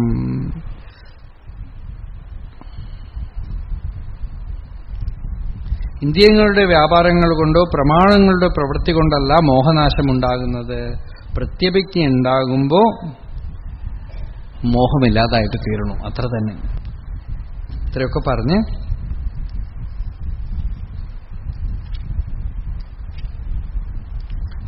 അടുത്ത ശ്ലോകത്തിൽ പ്രകാശവ്യതിരേകേണ പദാർത്ഥ കോപി നാസ്തി ചേത് പരമാർത്ഥോപദേശാന്തോ വ്യവഹാര കഥം ഭവേത് കസ്യ ബന്ധശ്ച മോക്ഷശ്ച ബധ്യതേകേന ഹേതുനാ മായായാ ലക്ഷണം കിം സ്യാത് ഇത്യേവം പരിപൃച്ഛതഃ പ്രശ്നസ്യാദുത്തരം വക്തും പ്രതിപത്തും സുഖേന ച ഉക്തോർത്ഥ സപ്തഭി ശ്ലോകൈ പുനഃ സംക്ഷിപ്യ കഥ്യത്തെ പൗനരുക്ത്യം ന ദോഷോത്ര ശബ്ദേനാർത്ഥേന വാ ഭവേത് അഭ്യാസേന ഗരീയസ്ത്വം അർത്ഥസ്യ പ്രതിപാദ്യത്തെ. ഇപ്പൊ ഇതില് എല്ലാം ആത്മാവാണെങ്കിൽ ആർക്കും ഉപദേശിക്കണു എന്നൊക്കെ ചോദിക്കുമ്പോൾ ആ തത്വജ്ഞാനം വന്നു കഴിയുമ്പോൾ ആരും ആർക്കും ഉപദേശിക്കുന്നില്ല. വ്യവഹാരത്തിൽ ഗുരു ശിഷ്യഭേദമൊക്കെ ഉണ്ട്. ഭഗവാൻ എപ്പോഴും ഭഗവാന്റെ സ്റ്റാൻഡ് അങ്ങനെയാണ്. ഗുരുവിന് ഇവൻ എന്റെ ശിഷ്യൻ എന്നൊന്നും തോന്നുന്നില്ല. അതുകൊണ്ട് ആരെങ്കിലുമൊക്കെ ഭഗവാന്റെ അടുത്ത് അങ്ങാണ് എന്റെ ഗുരു, എന്നെ ശിഷ്യനായിട്ട് സമ്മതിക്കണം എന്നൊക്കെ പറഞ്ഞാൽ എന്ത് ഈ ഗുരു, ആര് ശിഷ്യൻ? ഒരു ഏക അദ്വയമായ ആത്മാവിൽ ആര് ഗുരു, ആര് ശിഷ്യൻ? അതേസമയം ശിഷ്യന്മാരായിട്ടുള്ള പലർക്കും എന്താ പറയുക, ഇതല്ലാതെ വേറെ ആലംബമില്ല. അപ്പൊ അവര് അങ്ങനെ ചാഡ്വിക്ക് ഒരു ദിവസം ഭഗവാനോട് ചോദിച്ചു, ഭഗവാനെ ശാസ്ത്രമൊക്കെ പറയണു ഗുരു ഇല്ലാതെ ജ്ഞാനം ഉണ്ടാവില്ല എന്ന്. ഭഗവാൻ തന്നെ പറഞ്ഞിട്ടുണ്ട് ഗുരുവിന്റെ കൃപയാണ് ജ്ഞാനത്തിന് ഹേതു എന്ന്. അങ്ങനെ ഇരിക്കുമ്പോൾ ഭഗവാൻ ഇപ്പൊ ഗുരു ശിഷ്യനൊന്നും ഇല്ല എന്ന് പറയുമ്പോ ഞങ്ങൾ പിന്നെ എന്തിനെ ആശ്രയിക്കും? അപ്പൊ ഭഗവാൻ അത് അവിടെ കരുണയോടെ ക്ലാരിഫൈ ചെയ്ത് പറഞ്ഞു, ഗുരുവിന് ഇത് ശിഷ്യൻ ഞാൻ ഗുരു എന്നുള്ള ഭാവം ഉണ്ടാവാൻ പറ്റില്ല. ശിഷ്യന് ആ ഭാവം ഉണ്ടാവാം. എന്താന്ന് വെച്ചാൽ ജ്ഞാനം വരുന്ന വരയ്ക്കും ഗുരുഭാവം ഉണ്ടാവും. പക്ഷെ ജ്ഞാനം വന്ന ശേഷവും ഗുരുവിന്റെ അടുത്ത് മാത്രം ആ ഭാവം ഉണ്ടാവും എന്നുള്ളൊരു വിശേഷമാണ്. അതാണ് ഭഗവാൻ ഈ അരുണാചലത്തിൽ ഉണ്ടായിരുന്ന ഒരു ഭാവം. അതാണ് ജ്ഞാനത്തിന് ശേഷവും അരുണാചലത്തിനോട് കുറ്റമുറ്റ് അറുത്തനെ ഗുണമായി പണിത്താൾ ഗുരുവായുടെ അരുണാചല. അതൊക്കെ തന്നെ അനുഭൂതിയുടെ ഓരോരോ പിടിപ്പുകളാണ്. സ്വരൂപാനുസന്ധാനത്തിൽ ആചാര്യസ്വാമി ഒരിടത്ത് പറയുന്നു, യാവദായുസ്ത്വയാവന്ത്യോ വേദാന്തോ ഗുരുരീശ്വര ശ്രുതേരേവൈശ നിശ്ചയ. നീ ഏത് സ്ഥിതിയിലാണെങ്കിലും ആയുസ് കഴിയണവരെയും വേദാന്ത ശാസ്ത്രത്തിനെയും ഗുരുവിനെയും ഈശ്വരനെയും വന്ദിച്ച് കഴിഞ്ഞുകൊള്ളണം എന്നുള്ളത് ആചാര്യസ്വാമികളൊക്കെ തന്നെ കാണിച്ചു തന്ന മാർഗമാണുള്ളത്, സമ്പ്രദായമാണല്ലോ. അത് വ്യവഹാരത്തിനായിട്ടാണെങ്കിലും ഗുരുഭാവം ജ്ഞാനിയിലും ഇരിക്കണു. പക്ഷെ ശിഷ്യന്റെ അടുത്ത് ഇത് ശിഷ്യനാണെന്നുള്ള ഭാവം കാണുന്നില്ല. ജ്ഞാനിയില് വ്യവഹാര മണ്ഡലത്തില് ഗുരുവിന്റെ അടുത്തും താൻ ഇഷ്ടദൈവമായിട്ട് കരുതിയ മൂർത്തിയുടെ അടുത്തുള്ള ഭാവം ശരീരമുള്ളവരെ ഉണ്ടാവും.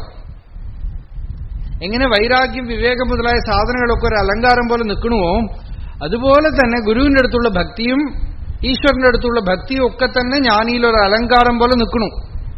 പക്ഷേ ശിഷ്യന്റെ അടുത്ത് ഇവൻ എന്റെ ശിഷ്യൻ എന്നുള്ളൊരു ഭാവമില്ല, അവിടേക്കില്ല. എന്താന്ന് വെച്ചാൽ ശിഷ്യഭാവം സാധനാകാലത്തിൽ ഇല്ലല്ലോ. ജ്ഞാനിക്ക് വിചാരകാലത്തിൽ ശിഷ്യഭാവമൊന്നുമില്ലല്ലോ. ശിഷ്യഭാവം ജ്ഞാനി സിദ്ധനായ ശേഷമാണ് വരുന്നത്. അപ്പൊ ഇനിയൊരു പുതിയ ഭാവം ഉണ്ടാവാൻ പറ്റില്ല.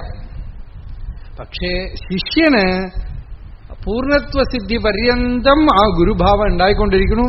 വാസ്തവത്തിൽ ഗുരുഭാവമാണ് ഇയാളുടെ ജ്ഞാനത്തിന് മൂലകാരണം, സാധനയൊന്നുമല്ല. അത് ആ ഉപനിഷത്ത് രണ്ട് കിളികളെ പറയുമ്പോൾ തന്നെ ഭാഷ്യക്കാരനത് പറയണ്ട്. മുകളിലൊരു കിളി കാണുന്നു, അത് ഒന്നും തിരിഞ്ഞില്ല, ജ്യോതിർമയമായിട്ടിരിക്കുന്നു. ചോട്ടിലൊരു കിളി പഴം തിന്നുകൊണ്ടിരിക്കുന്നു, പുളിച്ച പഴവും പഴുത്ത പഴമൊക്കെ. അതിനെ നോക്കുമ്പോഴൊക്കെ തന്നെ ഇത് തന്റെ സ്വരൂപത്തിനെ ഓർക്കുകയാണ്. അടുക്കും അടുക്കും അടുക്കും, പിന്നെ പിന്നെയും വീഴും, പിന്നെയും പോകും. അപ്പൊ ആ സിദ്ധൻ ആത്മാവാണ്. ഇയാൾ കണ്ണുകൊണ്ട് കാണാവുന്ന ഒരു ആത്മാവാണ് ജീവൻ മുക്തൻ. പക്ഷെ കണ്ണുകൊണ്ട് കാണുന്ന ആത്മാ പോരല്ലോ, കണ്ണിന് കണ്ണായിട്ടിരിക്കുന്ന ആത്മാവാണല്ലോ. അത് അകമേക്ക് സാക്ഷാത്കരിച്ചു കഴിഞ്ഞാലും കണ്ണാടി പോലെ ഈ ജീവൻ മുക്തൻ പുറത്ത് നിൽക്കുന്നുണ്ട്. അപ്പൊ ഗുരുവിന്റെ അടുത്ത് ശിഷ്യന് ഭാവം ഉണ്ടാവണു, ശിഷ്യന്റെ അടുത്ത് ഗുരുവിന് ഭാവമില്ല. പക്ഷെ ശിഷ്യന് വീണ്ടും അവിടെ ഗുരുവിന്റെ അടുത്ത് ഭാവം ഉണ്ടാവും. ആ ഭാവം ഉണ്ടെങ്കിലും സത്യം അറിഞ്ഞു കഴിഞ്ഞാൽ പരമാർത്ഥത്തില് ജ്ഞാനുണ്ടായി കഴിയുമ്പോൾ അറിയും ഈ വ്യത്യാസങ്ങളൊക്കെ തന്നെ വ്യവഹാരത്തിനാണ്. അതുകൊണ്ടാണ് വേദാന്തികൾ പറഞ്ഞു പരമാർത്ഥം ഒരു സ്ഥിതി, വ്യവഹാരം എന്നൊരു സ്ഥിതി, പ്രാതിഭാസികം എന്നൊരു സ്ഥിതി. വ്യവഹാരത്തിൽ ഈ ഭേദമൊക്കെ ഉണ്ട്, ഞങ്ങൾ അംഗീകരിക്കണം. ഭേദമൊക്കെ തന്നെ ധർമ്മം എന്നുള്ള ലെവലില് വേണം അത് തീർക്കാൻ. അല്ലാതെ വ്യവഹാരത്തിൽ അദ്വൈതം കൊണ്ടുവരാൻ പാടില്ല. അദ്വൈതം ത്രിഷു ലോകേഷു നാദ്വൈതം ഗുരുണാസഹ ഭാവാദ്വൈതം സദാ കുര്യാത് ക്രിയാദ്വൈതം ന കർഹിച്ചിത്. വാസിഷ്ഠത്തില് ഇത് ഭഗവാൻ എടുത്ത് ഉള്ളതിനർപ്പത് അനുബന്ധത്തിൽ അവസാനം കൊണ്ടുവച്ചു ഈ ശ്ലോകത്തിനെ. ഭാവത്തിൽ അദ്വൈതം സദാ വെച്ചുകൊണ്ടിരിക്കൂ, പക്ഷെ ക്രിയയിൽ അദ്വൈതം കാണിക്കരുതെന്നാണ്. എന്റെ പണവും എന്റെ പണവും ഒക്കെ ഒന്നാണ്, ആരുടെ പണം എന്ന് ചോദിച്ചാൽ അടി കിട്ടും. അപ്പോ അദ്വൈതം പറയാമെങ്കിൽ കുഴപ്പമില്ല. അടി കിട്ടിയാലും കുഴപ്പമില്ല, ജയിലിലിട്ടാലും കുഴപ്പമില്ല എന്നൊക്കെ പറഞ്ഞാൽ അപ്പൊ കുഴപ്പമില്ല. അപ്പൊ സ്വഹ പര ഇതി, അത് അങ്ങനെ ഒരു സ്ഥിതി ഉണ്ട്. യാതൊന്നും പ്രശ്നമില്ല. ഇയാളെ ഉപദ്രവിച്ചാലും ഒന്നും പ്രശ്നമില്ലെങ്കിൽ അയാൾക്കൊന്നും അറിയണില്ല എന്നുള്ള സ്ഥിതി വേറെ. അല്ലാതെ ജ്ഞാനനിഷ്ഠയിൽ വ്യവഹാരം ചെയ്യുന്ന ആളുകൾക്ക് വ്യവഹാരത്തിൽ ധർമ്മമാണ്.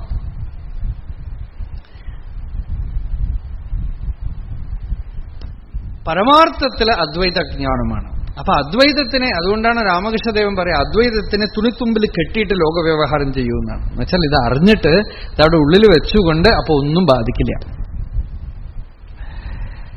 അദ്വൈതം ത്രിഷുലോകേഷു, എല്ലാ 3 ലോകത്തിലെ അദ്വൈതം പിടിച്ചുകൊള്ളാം. എന്നാ ഗുരുനാസഹ എന്നാണ്. ഗുരുവിന്റെ അടുത്ത് പോയിട്ട് ആ സീറ്റ് നിങ്ങൾ ഇറങ്ങിയിരിക്കുക എന്നുള്ള ഭാവമില്ല എന്നാണ്. എന്താന്ന് വെച്ചാൽ അതാണ് ഇയാൾക്കൊരു ആശ്രയസ്ഥാനം. ശരീരം ഉള്ളവരയ്ക്കും അടങ്ങാനൊരു സ്ഥലമാണത്.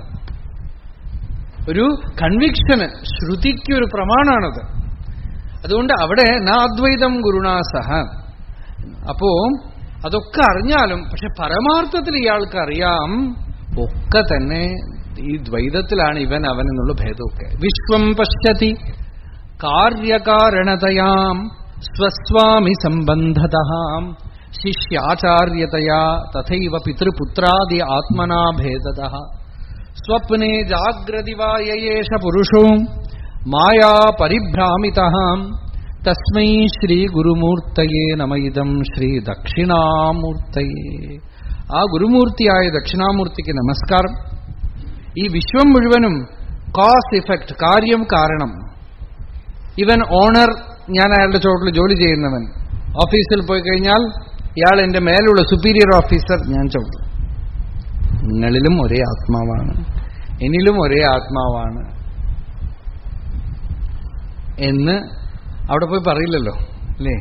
വ്യവഹാരത്തിൽ ആ തത്വം അറിഞ്ഞാൽ വാസ്തവത്തിൽ ആ വ്യവഹാരം വിട്ടുപോണത് അതുകൊണ്ടാണ്. എന്താണെന്ന് വെച്ചാൽ ഭേദം കാണാൻ പറ്റില്ല. അപ്പോ വ്യവഹാരം ചെയ്യാൻ പറ്റില്ല. തനി തങ്കം കൊണ്ട് ആവരണം ഉണ്ടാക്കാൻ പറ്റില്ല. വ്യവഹാരം പോയി പോണത് അദ്വൈതാത്മദർശനം പൂർണ്ണ അനുഭൂതിയായി കഴിയുമ്പോൾ സ്വസ്വാമി സംബന്ധമില്ല, വിശ്വമില്ല, ശിഷ്യാചാര്യ ഭാവമില്ല, പിതൃപുത്രാദി ആത്മനാ ഭേദത. ഇത് അച്ഛൻ, മകൻ, പുത്രൻ, ഈ വ്യത്യാസങ്ങളൊക്കെ പോയി പോകുന്നു. ഒരിടത്തും തന്റെ അഹന്ത പ്രവർത്തിക്കണില്ല. നേരെ വിപരീതമാണ്. അത് നല്ലവണ്ണം അറിഞ്ഞോളണം. അല്ലാതെ അദ്വൈത അഹന്ത വരാനേ പറ്റില്ല. മനസ്സിലാവുണ്ടോ അതിന്റെ രഹസ്യം? അതായത് ഞാനും ഗുരു ഒന്നാണെന്ന് പറയാൻ പറ്റില്ല എന്നാണ്. ഗുരുവും ശിഷ്യനും ഇല്ല. അപ്പൊ എങ്ങനെ ഉണ്ടാവുന്ന വെച്ചാൽ പരമശീതളം. ഗുരുവിനും സന്തോഷമാണ്, ഒരു അഹന്തയുമില്ലേ, ആളെ ഇല്ല അവിടെ.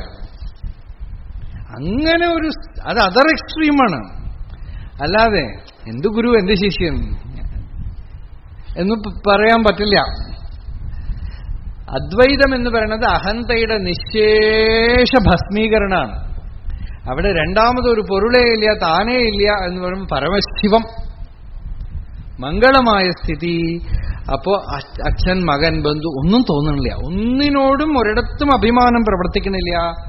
സ്വപ്നേ ജാഗ്രതിവ, സ്വപ്നത്തിലും ജാഗ്രത്തിലും ഒക്കെ നമുക്ക് ഈ ഭ്രമങ്ങളൊക്കെ ഉണ്ടല്ലോ. ഇപ്പൊ ഉള്ള കാര്യമാണ് ഇവിടെ പറയണത്. മായാപരിഭ്രാമിത. തത്വം അറിഞ്ഞ ആൾക്ക് ആചാര്യസ്വാമി പറഞ്ഞു, വേദാന്തം വിചാരം ചെയ്ത് മനനം ചെയ്ത് നിധിധ്യാസനം ചെയ്ത് ജാഗ്രത്തിൽ തത്വനിശ്ചയം വന്നു. അപ്പൊ സ്വപ്നം എങ്ങനെയുണ്ടാവും? സ്വപ്നത്തിലും തത്വനിശ്ചയം ഉണ്ടാവും. സ്വപ്നം കാണുമ്പോ പോലും ഈ തത്വനിശ്ചയത്തിന് ഒരാട്ടവും തട്ടില്ല. ആട്ടം തട്ടണമെന്നുണ്ടെങ്കിൽ പൂർണ്ണമായിട്ടില്ല എന്നർത്ഥം. സ്വപ്നം കാണുമ്പോൾ, പലത് കാണുമ്പോൾ ഇതൊക്കെ ആത്മാവ് തന്നെ ഉള്ളത്, ആ സത്യവസ്തു മാത്രം എന്നുള്ള അനുഭവം സ്വപ്നാവസ്ഥയിലും അയാൾക്കുണ്ടെങ്കിൽ അയാൾ രക്ഷപ്പെട്ടു. ഇനി മരണത്തിന് ഭയപ്പെടാനില്ല. കാരണം മരണസമയത്ത് ഇവിടുന്ന് വിട്ടുപോകുമ്പോ കയറാൻ പോണ വണ്ടി സ്വപ്നമാണ്. സ്വപ്നമാകുന്ന ഫ്ലൈറ്റിൽ കയറിക്കൊണ്ടാണ് അടുത്ത ശരീരത്തിലേക്കോ അടുത്ത ലോകത്തിലേക്കോ ഒക്കെ പോണത്. ഈ ജഡശരീരം കൊണ്ടുപോകാൻ പറ്റില്ല. അതാണ് ഫ്ലൂയിഡ് ബോഡി. അതിങ്ങനെ it takes you to the other plane. അപ്പോ അവിടെയും തത്വനിശ്ചയത്തോടെ ഇയാൾ കയറിയിരുന്നാൽ എവിടെ പോയി ജനിച്ചാലും, ഏത് ലോകത്തിൽ പോയി ജനിച്ചാലും തത്വനിശ്ചയത്തോടു കൂടെ വന്ന് ജനിക്കും. ആ തത്വനിശ്ചയം അയാൾക്ക് ജാഗ്രതയിലുള്ള പോലെ സ്വപ്നത്തിലുണ്ടെന്ന് അർത്ഥം. അപ്പൊ പിന്നെ മരണം ഭയപ്പെടാനില്ല. അത് വരുന്നവരയ്ക്കും ആസുപ്തേഹെ ആമൃതേഹെ കാലം നയേത് വേദാന്ത ചിന്തയാ. ഉറക്കത്തിലും മരണപര്യന്തം വേദാന്ത വിചാരം ചെയ്തുകൊണ്ടേയിരിക്കാം, മനനം ചെയ്തുകൊണ്ടേയിരിക്കാം, ആത്മവിചാരം ചെയ്തുകൊണ്ടേയിരിക്കാം. അങ്ങനെയുണ്ടെങ്കിൽ ഈ ഭ്രമമുള്ളിന്ന് പോയി, ഭേദമൊക്കെ പോയി ഉള്ളിൽ പ്രകാശിക്കും. സ്വയം പ്രകാശേ സദ്രൂപേപ്യേകസ്മിൻ പരമേശ്വരേ കാര്യകാരണ സംബന്ധാദി അനേകവിധ കൽപ്പന. ഉപാസ്യ ഉപാസകത്വേന ഗുരുശിഷ്യക്രമേണ ച സ്വാമിവൃത്യാദിരൂപേണ ക്രീഡതി സ്വേച്ഛയാ ഈശ്വരഃ. തസ്മാത് പ്രകാശ ഏവാസ്മി പരമാർത്ഥനിരൂപണേ ഭേദപ്രതീതി മിഥ്യൈവ മായയാൽ ആത്മനി കൽപ്പിതാം. മിഥ്യാത്വം നാമ ബാധ്യത്വം സമ്യക് ജ്ഞാനോദയേ സതി ശിഷ്യാചാര്യോപദേശാദി സ്വപ്നവത് പ്രതിഭാസത്തെ. മിഥ്യാഭൂതോപി വേദാന്ത സത്യമർത്ഥം പ്രബോധയേത് ദേവതാ പ്രതിമാവച്ഛ ചിത്രവത് പ്രതിബിംബവത്. സർവോപി വ്യവഹാരോയം മായായാഃ പരിജൃംഭണം സുഷുപ്തി സദൃശീ മായാ സ്വപ്രബോധേന ബാധ്യത്തെ. യുക്തിഹീന പ്രകാശസ്യ സംജ്ഞായാ മായേതി കഥ്യത്തെ. നാസതി ദൃശ്യമാനാ സാ ബാധ്യമാനാ നവാസതി. ന പ്രകാശാദിയം ഭിന്ന ഛായേവാർക്കസ്യ താമസി ന ച അഭിന്നാ ജഡത്വേന വിരോധാൻ നോഭയാത്മികാം. സാ ഹേത്വ അവയവാഭാവാൻ നേയം സാവയവോച്യത്തെ ന ച അവയവഹീനാ സാ കാര്യേഷു അവയവാൻവിതാം. അവിചാരിതസിദ്ധേയം മായാവേശ്യാ വിലാസിനി പുരുഷം വഞ്ചയത്യേവ മിഥ്യാഭൂതൈഃ സ്വവിഭ്രമൈഃ. ന തസ്യ മൂലവിച്ഛേദം അഭിവാഞ്ചതി കേചന തേഷാം പക്ഷേ കഥം മോക്ഷോ മനസ്സംഭവിഷ്യതി.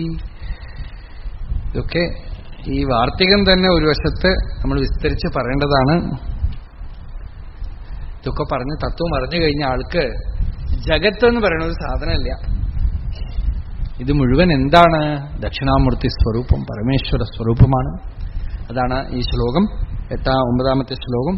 ഭൂരംബാംസി അനിലോ അംബരമഹർനാഥോ ഹിമാംശു പുമാൻ ഇത്യാഭാതി ചരാചരാത്മകമിദം യസ്സൈവ മൂർത്യഷ്ടകം നാന്യത് കിഞ്ചന വിദ്യതേ വിമൃശതാം യസ്മാത് പരസ്മാത് വിഭോം തസ്മൈ ശ്രീ ഗുരുമൂർത്തയേ നമൈദം ശ്രീ ദക്ഷിണാമൂർത്തയേ. ഭൂഹു എന്നുവെച്ചാൽ ഭൂമി, അംബാംസി ജലം, അനലഹ അഗ്നി, അനിലഹ വായു, അംബരം ആകാശം, അഹർനാഥ സൂര്യൻ, ഹിമാംശു ചന്ദ്രൻ, പുമാൻ ചേതന, ഇത്യാഭാതി ഇത്രയും കൂടി ചേർന്ന പ്രപഞ്ചമായി. ഇത് കൂടുതൽ ഒന്നും വരാനില്ല. ഇത്രയും കൂടിയുള്ള ഈ പ്രപഞ്ചം മുഴുവൻ ചരാചരാത്മകമിതം യസൈവ മൂർത്തി അഷ്ടകം, 8 മൂർത്തി.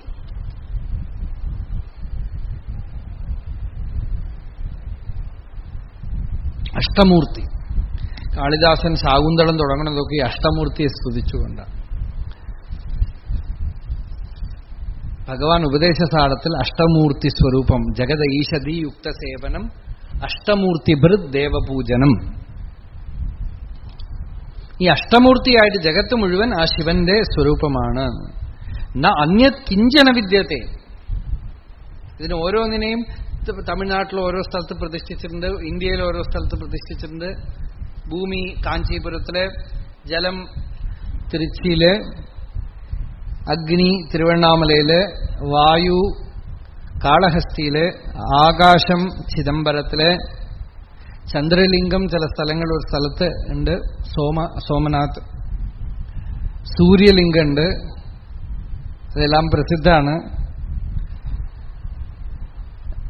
തിരുവണ്ണാമലയിൽ തന്നെ പ്രദക്ഷിണം ചെയ്യുമ്പോൾ 8 ലിംഗങ്ങളും കാണാം. ഈ 8ഉം പ്രതിനിധികളാണ് പ്രപഞ്ചത്തിന്റെ. ഇത് 8 അല്ലാതെ അന്യത് കിഞ്ചന വിദ്യത, ഒന്നും വേറെ ഒന്നുമില്ലല്ലോ. തസ്മൈ ശ്രീ ഗുരുമൂർത്തയേ നമൈദം ശ്രീ ദക്ഷിണാമൂർത്തയേ എന്ന് പറഞ്ഞ് ഈ ദക്ഷിണാമൂർത്തി സ്തോത്രത്തിനെ പൂർത്തി ചെയ്യാണ്. ഇതിന്റെ മാനസോല്ലാസത്തില് ഇവിടെയൊക്കെ യോഗവിദ്യകളെ ഒരുപാട് പറയണു. സുഷുമ്ന, പിംഗള, ഈ നാഡികളെ കുറിച്ചൊക്കെ ഇവിടെ കുറെ പറയുന്നുണ്ട്.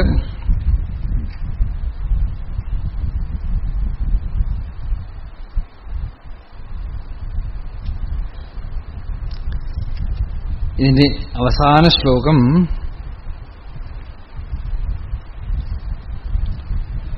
ഈ ഫലശ്രുതിയാണ്. ഈ ദക്ഷിണാമൂർത്തി സ്തോത്രത്തിൽ പറഞ്ഞ തത്വം നല്ലവണ്ണം അറിഞ്ഞാൽ അവർക്ക് സർവാത്മഭാവം ഉണ്ടാവും. ഇതിൽ സർവാത്മഭാവം സ്ഫുടമായിട്ട് തെളിച്ചെടുത്തിട്ടുണ്ട് ഈ കൃതിയിൽ. അതുകൊണ്ട് ഇതിനെ ശ്രവണം ചെയ്താൽ, ഏകാന്തമായിട്ട് അതിന്റെ അർത്ഥത്തിനെ മനനം ചെയ്താൽ, അതിനെ ധ്യാനിച്ചാൽ, ദിവസം സ്തോത്രപാരായണം പോലെ കീർത്തനം ചെയ്താൽ അവർക്ക് ഒരു മഹാവിഭൂതി സിദ്ധിക്കും. എന്താ മഹാവിഭൂതി എന്ന് വെച്ചാൽ സർവാത്മത്വ മഹാവിഭൂതി. അതുമാത്രമല്ലാതെ ഈശ്വരത്വം, ഈശ്വരൻ എപ്പോഴും കൂടെ ഉണ്ടാവും. അന്തര്യാമിയായി അവരുടെ ഉള്ളിൽ ഈശ്വരൻ സദാസിദ്ധ വസ്തുവായിട്ടിരിക്കും. വേണമെങ്കിൽ അഷ്ടമഹാസിദ്ധികളും അയാളുടെ മുമ്പിൽ വന്ന് കളിക്കും എന്നാണ്. വേണമെങ്കിൽ എന്നാണ് ആചാര്യസ്വാമി പറഞ്ഞതെന്ന് വെച്ചാൽ അയാൾക്കൊന്നും ആവശ്യമില്ല. പക്ഷേ ഒരുപക്ഷെ ആ ഈശ്വര ശക്തി ഇയാളിലൂടെ പ്രവർത്തിപ്പിക്കണമെന്ന് വിചാരിച്ചാൽ എന്തും സാധിക്കും. സർവാത്മത്വമിതി സ്ഫുടീകൃതമിതം യസ്മാദമുഷ്മിൻ സ്തവേ തേനാസ്യ ശ്രവണാത് തഥാ അർത്ഥമനനാത് ധ്യാനാത് ച സങ്കീർത്തനാത് സർവാത്മത്വ മഹാവിഭൂതിസഹിതം സ്യാദീശ്വരത്വം സ്വതഃസിദ്ധേത് തത് പുനരഷ്ടധാ പരിണതം ച ഐശ്വര്യം അവ്യാഹതം. ഇതൊക്കെ മനനം ചെയ്ത് അറിഞ്ഞ് സാക്ഷാത്കരിക്കുമ്പോഴുള്ള സ്ഥിതിയാണ്. അതുകൊണ്ട് ഇതിനൊന്നും ആഗ്രഹിച്ചിട്ടൊന്നും ചെയ്യാൻ പാടില്ല. മന്ദസ്മിതം സ്ഫുരിതമുഗ്ധമുഖാരവിന്ദം കന്ദർപ്പകോടി ശതസുന്ദര ദിവ്യമൂർത്തിം ആതാമ്രകോമളജടാ ഘടിതേന്ദുരേഖമാലോകയേ വടതടീ നിലയം ദയാലും വടവിടപി സമീപേ ഭൂമിഭാഗേ നിഷണ്ണം സകലമുനിജനാനാം ജ്ഞാനദാതാരമാരാത് ത്രിഭുവനഗുരുമീശം ദക്ഷിണാമൂർത്തിദേവം ജനനമരണദുഃഖഛേദദക്ഷം നമാമി.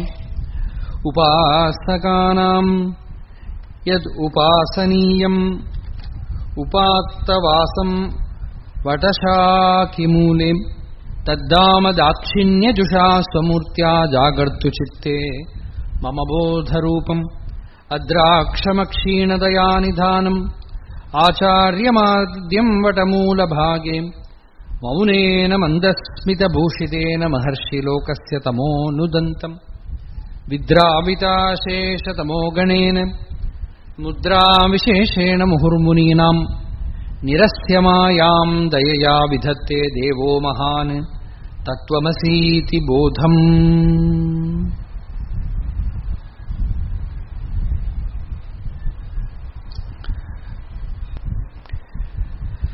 അരുണാചല ശിവ അരുണാചല ശിവ അരുണാചല ശിവ അരുണാചല അരുണാചല ശിവ.